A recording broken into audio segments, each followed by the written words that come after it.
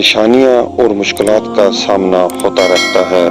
ان مشکلات اور پریشانیوں سے نکلنے کے لیے کبھی کبھی حکمت عملی کرنی پڑتی ہے تو کبھی صبر سے کام لینا پڑتا ہے۔ یہاں ہر شخص جنگ لڑ رہا ہوتا ہے، کبھی گھریلو حالات سے، کبھی اندرون سے، کبھی بیرون سے، کبھی اپنی سوچ سے، کبھی معاشی حالات سے تو کبھی اپنے آپ سے۔ زندگی جینے کے لیے مسائل کا سامنا تو رہتا ہے اور ان کو سلجھانے کے لیے کوئی نہ کوئی حل تلاش کرنا ہی پڑتا ہے۔ جب ہی ایک انسان کامیابی کا دعویٰ کر سکتا ہے جب وہ راستے میں آنے والی ہر رکاوٹ کو دور کر کے اپنے لیے پرسکون راہ نکال لے۔ دنیا میں کچھ ہی لوگ ہوں گے ان کو پریشانیوں اور مصیبتوں کا سامنا نہ کرنا پڑے۔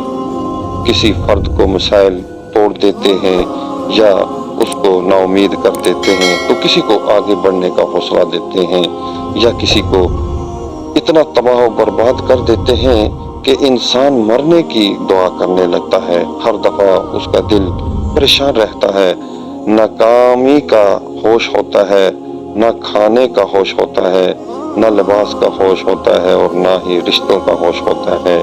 جس انسان کو خوشی ملتی ہے، مسائل نے انسان کو توڑ کر رکھ دیا ہے کہ اس کے دل میں زندہ رہنے کی خواہش ہی مر جاتی ہے۔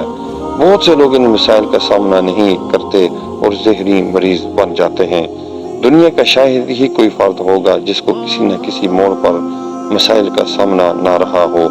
کسی فرد کو مسائل توڑ دیتے ہیں اور اس کا حوصلہ اس سے چھین لیتے ہیں، اسے نا امید کر کے رکھ دیتے ہیں، اس کا ایسا حال کر دیتے ہیں کہ انسان جیتے جی مرنے کی دعائیں اور قتل ذات کی تدبیریں کرنے لگتا ہے۔ ہر دفعہ اس کا ذہن پریشان رہتا ہے۔ جس دور میں ہم سانس لے رہے ہیں یہ بڑے آشوب دور ہے، اس حوالے سے کہ ہر فرد کی گرد پریشانی نے حالہ بنا رکھا ہے۔ فرد ہی نہیں گھروں کے گھر پریشانیوں میں مبتلا دکھائی دیتے ہیں۔ ہر گھر میں تنازعات اور رشتوں میں دوری نے جنم لے رکھا ہے۔ قوت برداشت اتنا کم ہو گیا ہے کہ ایک کی بات دوسرے کو برداشت نہیں ہوتی۔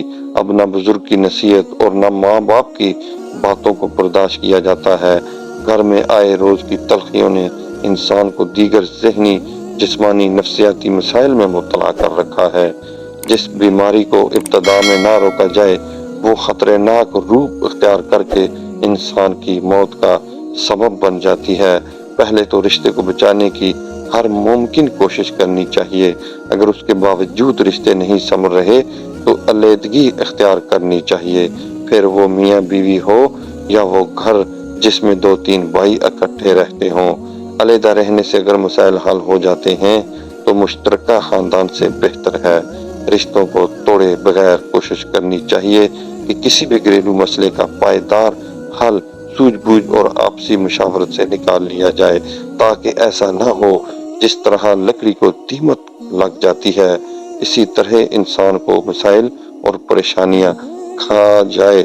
بدلتی دنیا میں گھریلو مسائل کا حل بھی مثبت سوچ کے ساتھ تلاش کیا جائے۔